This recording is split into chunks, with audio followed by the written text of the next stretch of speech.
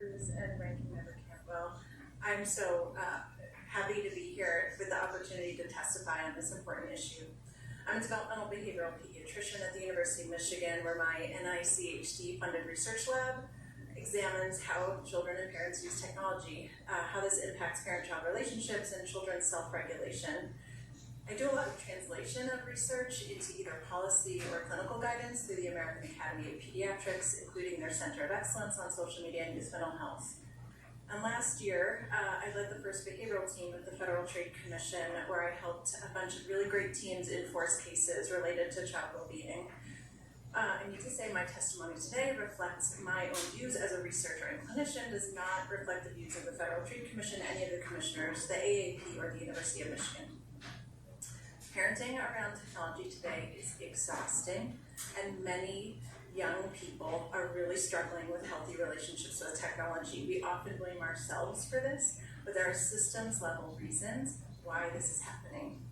The digital ecosystem has been shaped by a move fast and break things ethos, which means digital products are released rapidly, they get to scale before they can consider what youth really need. Unique ways that young people think, feel, and relate that are different from adults. Most digital products used by youth were designed by adults for adults and then, retrofitted in minor ways once harms were realized. And tech companies are often designing their products to optimize engagement. So they follow metrics like daily active users, view time. But this is often at direct odds with what we need as parents to get our kids a good night's sleep or to focus on their homework. So that's why it's not sufficient to just talk about screen time.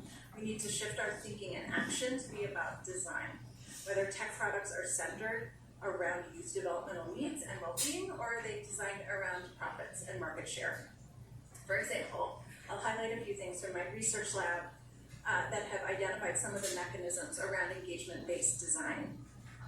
We track a lot of kids' devices, little kids and older kids. We have found a lot of easy access to inappropriate content. We have found preschoolers and tweens and teens using apps with mature ratings, with flags, for example, for violence or for gambling. This has relevance for device settings, app store policies, and product-level age assurance. We find manipulative designs. 99% of apps that we studied had at least one design that tried to engage kids for longer or monetize their time through ads or purchase pressure, often from characters that they trusted.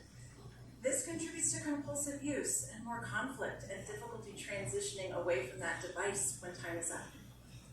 We also found a lot of collection and sharing of private identifiers in the 2020 study, and they were sending this data to marketing databases, which kids cannot understand or consent to. And finally, when we track teens' phones, we see lots of designs like frequent notifications or use of social media with algorithmic feeds that invades other important spaces for youth development, like school, sleep, or having a conversation with your family.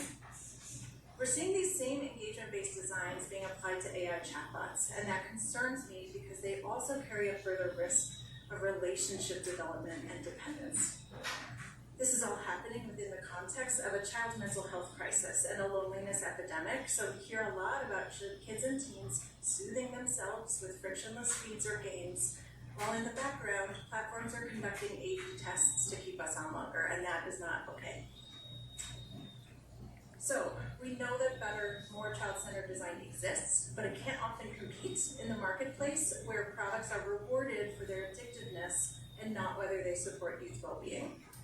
So I'll wrap up by just applying some of these lessons from the consumer tech marketplace to the ed tech concerns that have been expressed today.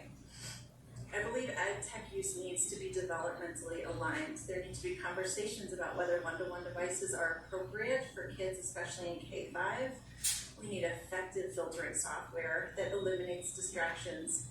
So many of my patients use video games, YouTube, or AI chatbots on their school-issued devices, and it's getting in the way of them engaging with the curriculum. We need intentional strategies that prevent use of ed tech for behavior management or downtime, because that's what I'm also hearing from patients. And we need a rigorous evidence base to make sure that the ed tech products that kids are using are really rigorously tested. So in summary, I support an approach that puts pressure upstream on tech companies rather than schools.